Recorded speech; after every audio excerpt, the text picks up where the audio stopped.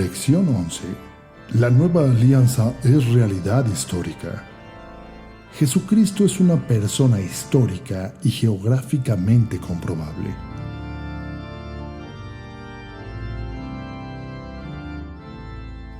El momento había llegado. La plenitud de los tiempos se sentía en el ambiente y a todos inquietaba la profecía de Daniel. Aquellas 70 semanas de años multiplicadas por 7 de cada semana, con un total de 490 años, que eran aproximadamente los transcurridos desde el momento en que fue emitida la profecía y que era entonces cuando habría de venir el Mesías.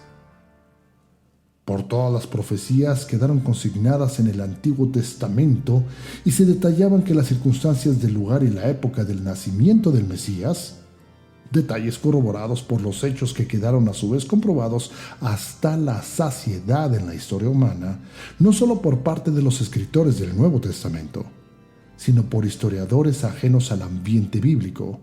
Con esto podemos constatar que Jesús fue una persona de Nazaret, una persona real, que nació, creció, vivió, hizo vida pública, padeció, murió y resucitó en circunstancias bien definidas.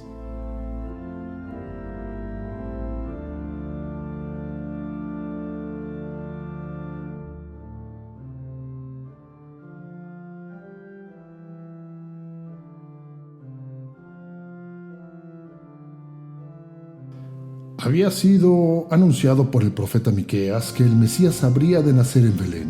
Sin embargo, el misterio de su encarnación tuvo lugar en Nazaret. Era pues necesario que algo sucediera para que la profecía se realizara. El censo es un hecho verídico, comprobado, que tuvo lugar entre los años 8 a 6 a.C.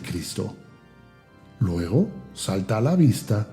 Existe entonces un error de cómputo del inicio de la era cristiana en esa cantidad de años aproximada. El autor de este cómputo erróneo fue Dionisio el Exiguo, en el siglo VI. La precisión con que se fija a través de los evangelios el comienzo de la predicación del Bautista, de la que se sigue el comienzo de la vida pública de Jesús, es notable.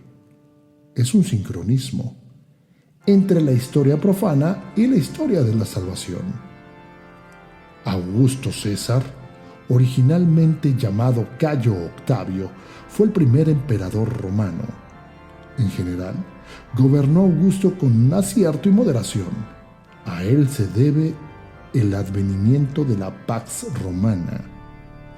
De este modo, se prepara el ambiente propicio al nacimiento del Mesías, pues había sido predicho a David en la figura del rey Salomón, quien dijo: «Mira que te va a nacer un hijo, que será hombre de paz».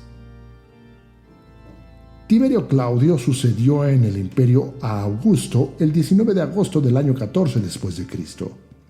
Por tanto, el Bautista inicia su misión en el año 29 después de Cristo, es decir, 14 más 15 del imperio de Tiberio.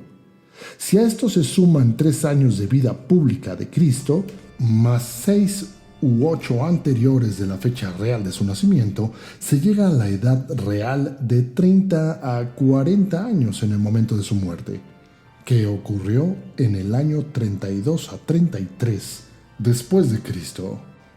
Poncio Pilato, probablemente romano, es nombrado procurador de Judea en el año 27 después de Cristo.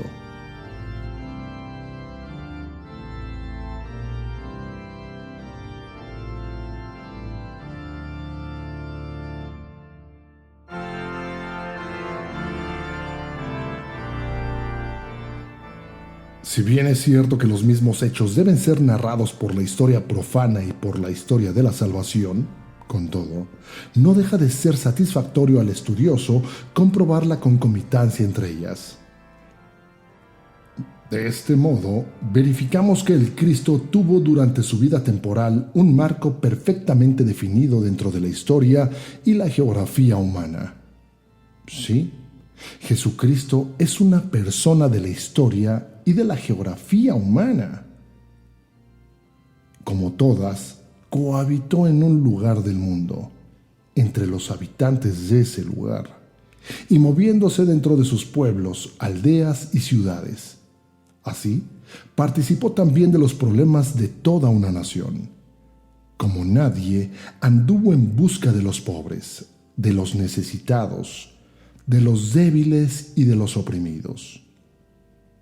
Es pues Jesucristo un hombre, no un mito o una leyenda, con todo lo que la palabra hombre encierra, con un cuerpo humano entonces mortal o inmortal, sujeto al dolor y a la enfermedad, al hambre y a la sed, a la fatiga y al sueño, con un alma inmortal como la nuestra, capaz de amar y de compadecerse, con la única diferencia esencial de estar absolutamente libre de nuestra propensión al pecado y preservado de las acechanzas de los tres enemigos: mundo, demonio y carne.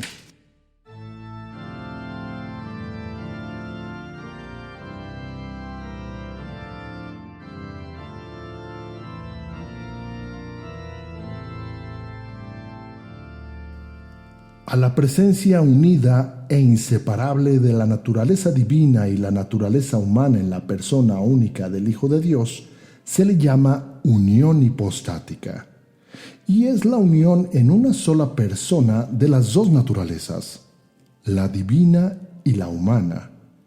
Todo esto en Cristo, consubstancial al Padre como Dios y consubstancial a nosotros en cuanto a hombre.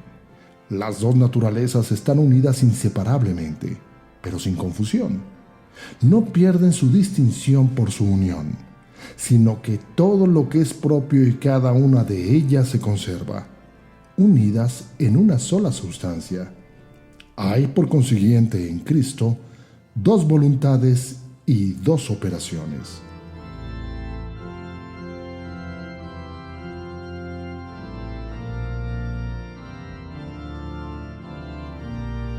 Jesucristo existió y realizó su obra redentora en los lugares bien determinados en el país que habitó. Canaán primero, quedando comprendido entre el mar Mediterráneo hasta el río Jordán. Los israelitas le llamaron la tierra prometida. En esa misma región del mundo han quedado las huellas imborrables de la historia de la salvación.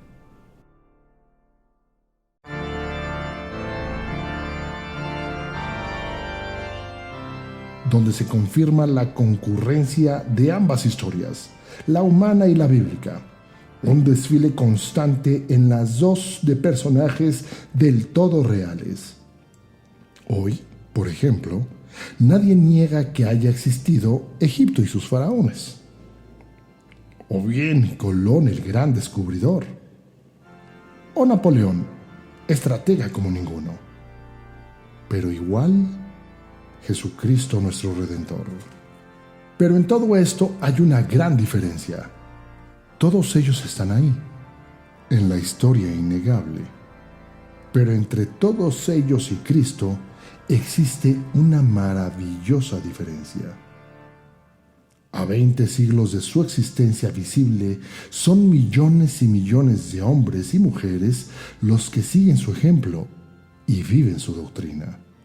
La diferencia resulta de inmenso contraste cuando descubrimos que los que tienen fe en Jesucristo creen en un Jesucristo vivo, no en un Jesucristo muerto. Es más, los que creen en Cristo no solo le creen vivo, sino que además lo sienten presente entre ellos. El solo modo de creer y de esperar en Jesucristo acusa la presencia de algo ajeno a la naturaleza humana. El advenimiento de Jesucristo al mundo marcó el sexto jalón en la historia de la salvación, pues vino a su casa y los suyos no le recibieron. Pero a todos los que la recibieron les dio poder de hacerse hijos de Dios, a los que creen en su nombre.